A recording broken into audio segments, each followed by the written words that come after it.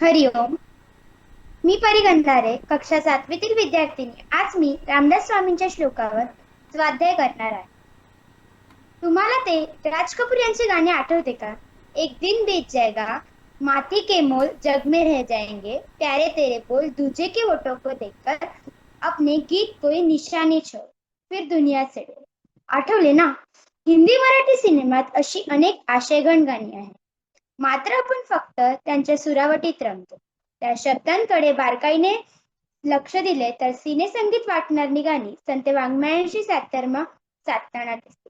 तसेच हे गाणे ऐकताना समर्थ रामदास स्वामी यांच्या मनातील श्लोक संग्रहातला श्लोक आठवतो. तो श्लोक आहे, देह त्यागिता कीर्ती मागे उरावी, अक्षरमात तेची क्रिया धरावी, मना चंदनाचे परित्वा झिजावे, परी अंतरी सज्जना निववा. या श्लोकाचा अर्थ आहे, हे सज्जन मना, जीवनामध्ये अशी कार्य करावीत की मृत्यूनंतरही आपली कीर्ती मागे राहावी. ज्याप्रमाणे चंदनाचे खोड सहानेवर झिजत असतानाही सुगंधी परिमळ देऊन जातो, तसाच मनुष्याने इहलोकीची यात्रा संपवण्याआधी आपल्या सत्कर्माचा परिमळ मागे दरवरत ठेवला पाहिजे. हेच सांगणारी एक बोधकथा आहे. पांडव आणि कौरव यांच्यामध्ये घनघोर लढाई झाली. दोन्ही बाजूचे अनेक योद्धे मारले गेले, बरेच जखमी झाले. पांडवातील सैन्यातला एक योद्धा आपल्या भावाला शोधायला निघाला. भाऊ जखमी झाला असेल तर त्याला औषध पाणी करावे असे त्याला वाटत होते. आपल्या भावाला तहान लागली असेल आणि पाण्याविना तो व्याकुळ झाला असेल असे त्याला वाटले. म्हणून जाताना त्याने तांब्याभर पाणी घेतले. कदाचित तो मृत्यू पावला असेल तर त्याचे शरीर दफन करावे अशा अनेक विचारांनी तो रणभूमीवर गेला. एका हातात कंदील आणि दुसऱ्या हातात पाण्याच्या तांब्या घेऊन तो समरांगणावर पोहोचला. जखमी योद्धे आणि मृत शरीरे यांच्यात फिरत तो आपल्या भावाचा शोध घेऊ लागला. थोड्या वेळात त्याला आपला भाऊ सापडला. त्याच्या शरीरावर खोल जखमा झाल्या होत्या आणि त्यातून रक्त वाहत होते. त्याला फार तहान लागली होती आणि कणहत तो पाण्याची याचना करत होता. तो वाचण्याची शक्यता नव्हती.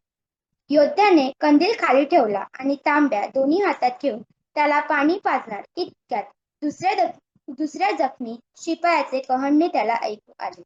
तो पाणी पाणी अत्यंत आवाजात म्हणत होता.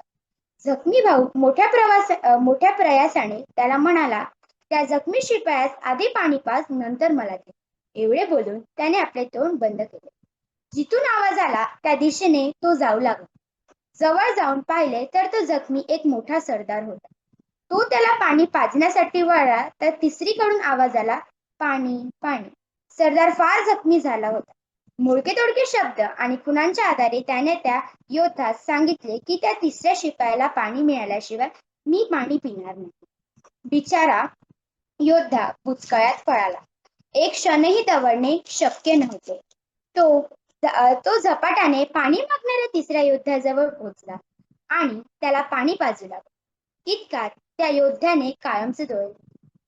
तो धावत धावत त्या सरदाराजवळ आला. तो सरदार मरण पावला होता. त्याच्या दुःखाला पारावार राहिला नाही. दुःखी मनाने परमेश्वराचे नाव घेत तो आपल्या भावाजवळ आला तर त्यानेही जीव सोडला होता. या तीनही योद्ध्यांपैकी कुणालाच पाणी मिळाले नाही, परंतु पहिले दोन योद्धे मानवतेचे इतिहास आपले नाव अमर करून गेले. एवढे बोलून मी आपला स्वाध्याय श्रीकृष्णाच्या चरणी अर्पण करते. धन्यवाद. परी, खूप सुंदर. Absolutely beautiful. खूप छान केलंस तू. आणि तुझी गोष्ट सांगितली तर सगळ्यांना जो श्लोक होता, तर ते एक 1 मिनिटचा परीसाठीच केलेला एक व्हिडिओ आहे तिच्या स्वाध्यायावरती. तर तो मी तुम्हाला दाखवतो. मग तुम्हाला म्हणजे परी काय म्हणते ते पण छान लक्षात येईल आणि सगळ्यांना ॲक्च्युली परीने इन्स्पायर केले आज. मी जस्ट शेअर करतो, आपण तो बघूयात. आणि मग परी 1 मिनटं आपण फक्त बोलूया त्याच्यावरती. तुला दिसतंय ना स्क्रीन? येस. हो. तर मी प्ले करतो जस्ट. तर हा श्लोक आहे बरं का सगळ्यांना. ज्यांना मनाचे श्लोक माहिती आहेत त्यांना कळलंच असेल, पण ज्यांचे कदाचित पाठ नाही आहेत त्यांच्यासाठी हा श्लोक आहे.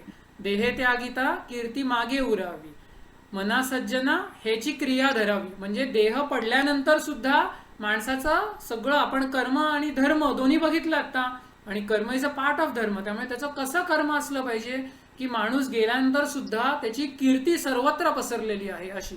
मना सज्जना ह्याची क्रिया धरावी म्हणजे असंच कर्म कर, तू असंच काम कर की सगळी लोक तुझं कौतुक करतील, आणि कौतुकासाठी म्हणून नाही, तुझ्या पाठीमागे तुझ्या कर्माचं कौतुक करतील, कार्याचं कौतुक करतील. मग तोच त्याच्यावरतीच व्हिडिओ आहे बरं का. आणि जर परीने इतकं छान ती कथा सांगितली योद्ध्यांची की मला नको, अरे त्याला पाणी दे, त्याला दुसराही म्हणतो अरे तिसऱ्याला पाणी दे. कारण प्रत्येक जण आपल्यापेक्षा दुसऱ्याची काळजी अधिक करतोय, बरोबर की नाही परी.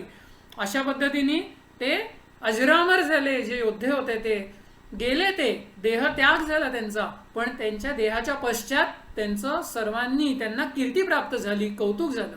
मना चंदनाचे परित्वाजी जावे असं म्हटलंय की चंदन कसं आहे तुम्ही बघितलं असेल, सहाणीवरती उघडलं असेल तर चंदनाचं खोड छोटं छोटं होत जातं, पण सुगंध सर्वत्र सुटत राहतो, आणि तो लेप जो असतो तो शीतल लेप ते चंदन देत राहतं.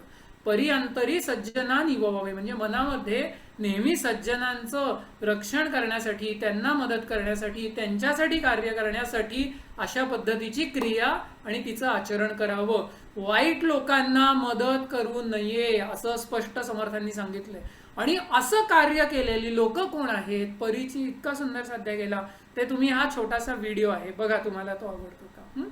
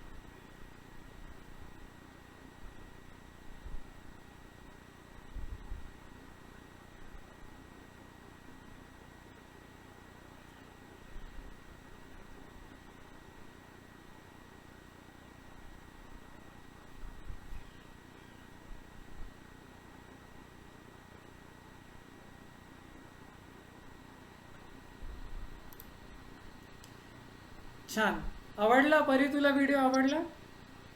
हो. हे सगळी उदाहरणं तुझ्या स्वाध्यायाला धरून वाटली तुला. या सगळ्यांनी देह शिजवला त्यांचा चंदनापरी, आणि मागे कीर्तिरूप होऊन राहिले.